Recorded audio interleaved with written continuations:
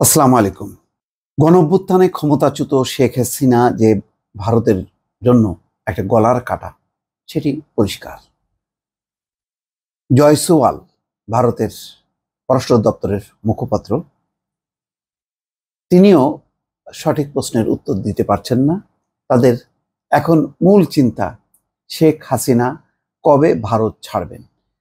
তিনি যদি ভারতে অবস্থান করতে থাকেন তাহলে এটি ভারত এবং বাংলাদেশের সম্পর্কের জন্য অত্যন্ত ক্ষতিকর হবে। ভারত কোনোভাবেই বাংলাদেশকে হারাতে চায় না।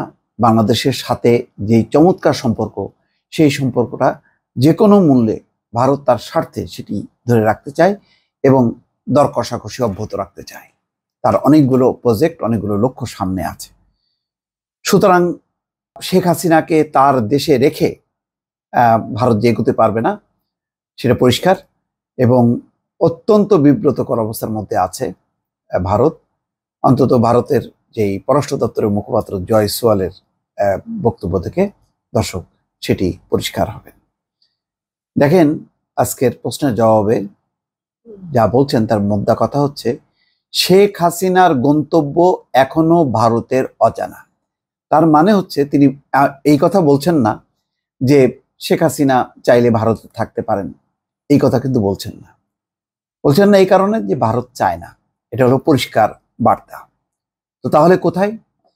সেই ব্যাপারে বিভিন্ন কূটনৈতিক সূত্র যেটি বলছে যে ভারত নিজে থেকেই এখন চেষ্টা করছে যে তাকে যদি দুবাই, সংযুক্ত আরব আমিরাত অথবা সৌদি আরব, এই দুটি যে কোনো একটি ডেস্টিনেশনে যদি পৌঁছানো যায়। কেননা এই দুটি ডেস্টিনেশনে পৃথিবীর বহু ক্ষমতাচ্যুত স্বৈরশাসকের স্থান হয়েছে এবং যেহেতু সেখানে কোনো রকম রাজনৈতিক কর্মকাণ্ড করা যায় না, একেবারেই আলাদাভাবে গা ঢাকা দিয়ে থাকা যায় এবং একেবারেই সাধারণভাবে, সুতরাং সেই ক্ষেত্রে সংযুক্ত আরব আমিরাত বা সৌদি আরব বা মধ্যপ্রাচ্যের যে কোনো দেশ তার জন্য নিরাপদ। সেখানে কোনো রাজনৈতিক কার্যক্রম করা যাবে না এবং সেখানে শেখ হাসিনাকে ঘিরে কোনো ক্ষোভ বিক্ষোভ হবে সেটিও সম্ভব না সেই দেশের আইন অনুযায়ী, মধ্যপ্রাচ্যের আইন অনুযায়ী। ভারতের সমস্যাটা হলো, শেখ হাসিনা যদি দিল্লিতে বা যে কোনো অবস্থানে থাকেন, তার অবস্থানটা যদি সামনে আসে তাহলে ভারতের মানুষ ক্ষোভ বিক্ষোভ করবে। বাংলাদেশের বাইরে এমন কোনো অঞ্চল নেই বিশ্বের, কলকাতা, দিল্লির থেকে শুরু করে একেবারে সুদূর লাইবেরিয়া পর্যন্ত সমস্ত জায়গায় এই ছাত্রদের উপর যেই হত্যাকাণ্ড, গোলাগুলি এবং ব্যাপক প্রাণহানি, তার প্রতিবাদে কিন্তু ক্ষোভ বিক্ষোভ হয়েছে।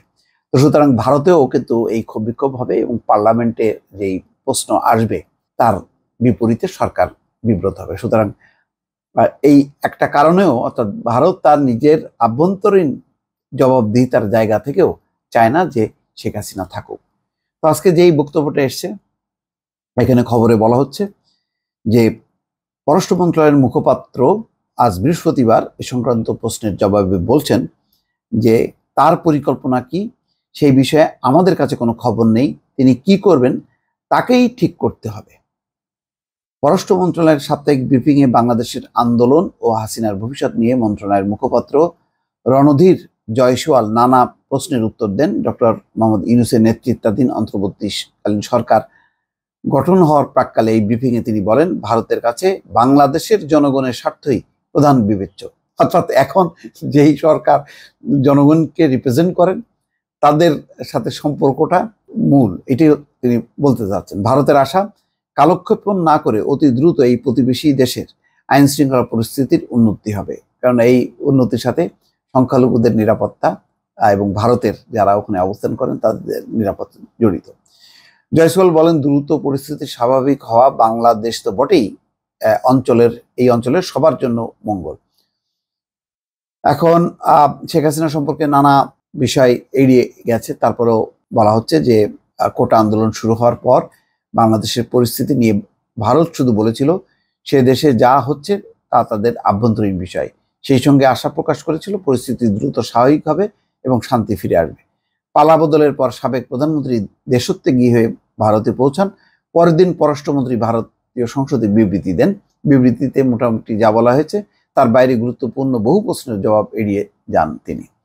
যেমন শেখ হাসিনা কোন দেশে যাবেন, তিনি ভারতে রাজনৈতিক আশ্রয় চেয়েছেন কিনা, তার আশ্রয়ের জন্য ভারত চেষ্টা করছেন কিনা, বা তার সঙ্গীদের অন্যত্র আশ্রয় পেতে ভারত উদ্যোগী কিনা, এসব প্রশ্ন করা হয়।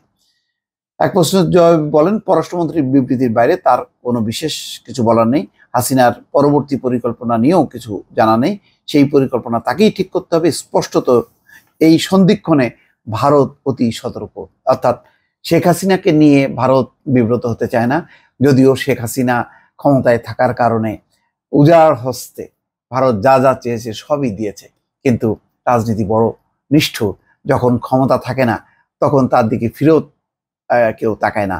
এটি একটি বড় প্রমাণ যে শেখ হাসিনার দিকে তাকিয়ে ভারত কোনোভাবেই চায় না বাংলাদেশের সাথে তাদের সম্পর্ক খারাপ হোক, অথবা ভারত একটা বিব্রতকর অবস্থার মধ্যে পড়ুক।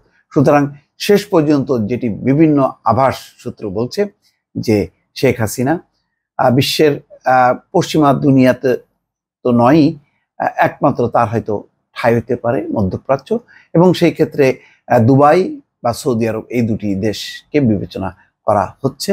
তারপরেও দেখা যাক শেষ পর্যন্ত কি হয়। ভিন্ন কোনো কিছু হলে দর্শক নিশ্চয়ই আপনাদেরকে জানাবো। ভালো থাকবেন, আল্লাহ হাফেজ।